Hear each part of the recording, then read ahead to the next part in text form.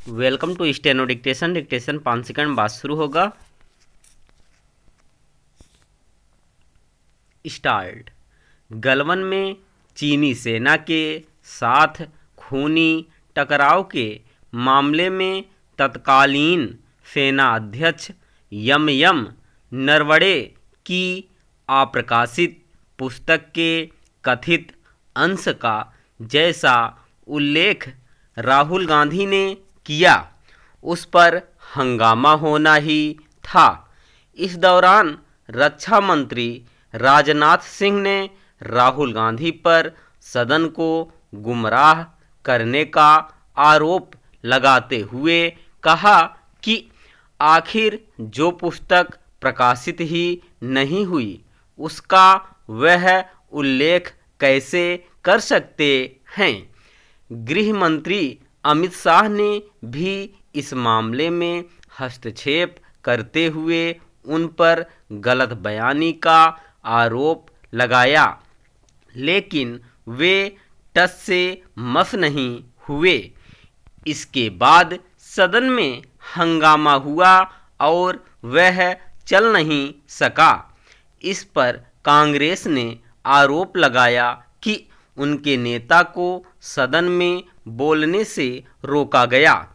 हंगामे के पहले राहुल गांधी ने जो कुछ कहा, उससे इतना तो स्पष्ट ही है कि वे यही सिद्ध करना चाहते थे कि मोदी सरकार ने चीनी सेना के अतिक्रमणकारी रवैये पर साहस नहीं दिखाया।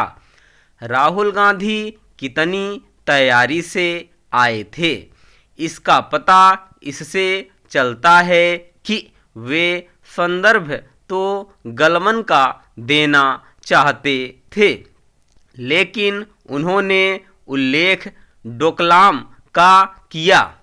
यह पहली बार नहीं है जब राहुल गांधी ने यह कहने की कोशिश की हो कि प्रधानमंत्री मोदी चीन का डटकर मुकाबला करने से बचते हैं।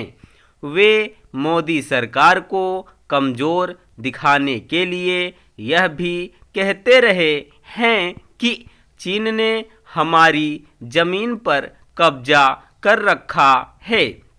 वे यहाँ तक कह चुके हैं कि चीनी सेना ने भारतीय सैनिकों की पिटाई की थी।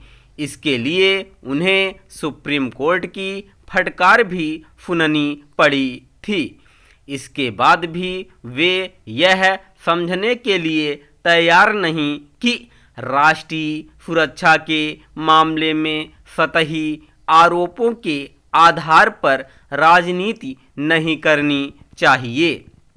सब जानते हैं कि गलवान में चीनी सेना को करारा जवाब मिला था और इसी कारण वह वार्ता की मेज पर आया और लद्दाख में कई इलाकों में यथास्थिति कायम हो पाई।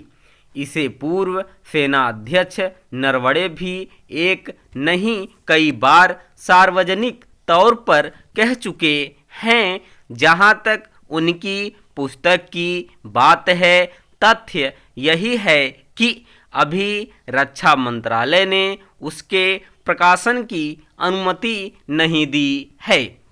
यह भी एक तथ्य है कि जिस पत्रिका ने इस पुस्तक के कथित अंश छापे हैं और उनकी अपने हिसाब से व्याख्या की है, वह आधे अधूरे तथ्यों के साथ सनसनी फैलाने के लिए जानी जाती है। राहुल गांधी केवल कांग्रेस के नेता ही नहीं, लोकसभा में नेता प्रतिपक्ष हैं। कम से कम राष्ट्रीय सुरक्षा के मामले में तो उन्हें भारतीय सेनाओं के नैरेटिव के साथ खड़े होना चाहिए। दुर्भाग्य से वे ऐसा नहीं करते। वे चीन और पाकिस्तान को लेकर मोदी सरकार को तो घेरते हैं, लेकिन यह स्मरण नहीं रखते कि इन दोनों देशों ने भारतीय भूभाग पर तब अतिक्रमण किया जब कांग्रेस सत्ता में थी। स्टॉप।